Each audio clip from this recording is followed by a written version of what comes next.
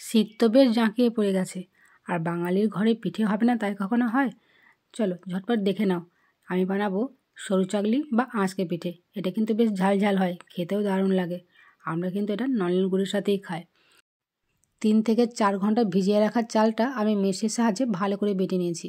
একটা মিহি পেস্ট কিন্তু বানিয়ে নিতে হবে। আর বাটার সময় আমি দিয়েছি কাঁচা লঙ্কা, জিরে, আদা সব একসাথে বেটে নিয়েছি। আর এই পিঠাটা একটু ঝাল ঝাল খেতে ভালো লাগে, তাই একটু লঙ্কা দিতে হয়। দেখো সবটা বাটা হয়ে গেছে আমার। এবার একটা হাঁড়ির মধ্যে রেখে দিয়েছি, সেখানে আমি দিয়ে দিলাম স্বাদ মতো লবণ। আর এটা কিন্তু অনেকটা জল দিতে হবে, একটু পাতলা করতে হবে, তাহলে কিন্তু এই পিঠেগুলো খেতে আরও বেশি ভালো লাগবে আর একদম নরম তুলতুলে হবে। দেখতে পাচ্ছ ব্যাটারটা আমি কেমন করেছি, একদম পাতলা। আমি গ্যাসের মধ্যে একটা তাওয়া বসিয়ে দিয়েছি, এটা একটু গরম করে নিয়েছি। তারপরে আমি দিয়ে দিলাম একটু তেল।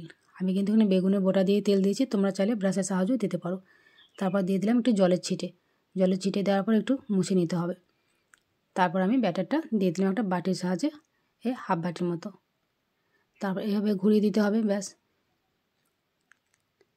দেখতেই পাচ্ছ খুব সুন্দর পিঠে হচ্ছে।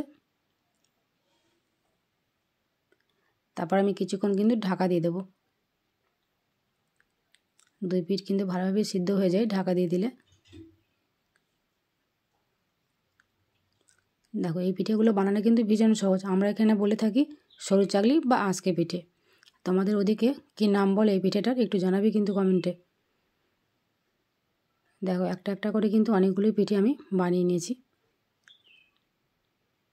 আর এই সরু সরু ছিদ্রগুলো দেখতে পাচ্ছ, এই পিঠেতে কিন্তু এই ছিদ্রটা হবে, ওই জন্য এটার নাম কিন্তু সরু চাকলি। সরু সরু অনেক ছিদ্র হয় এই পিঠের মধ্যে, আর একদম নরম তুলতুলে হয়। আমরা কিন্তু এটা নলেন গুড়ের সাথেই খাই। আর তোমরা কিসের সাথে খাও অবশ্যই কিন্তু কমেন্টে জানাবে।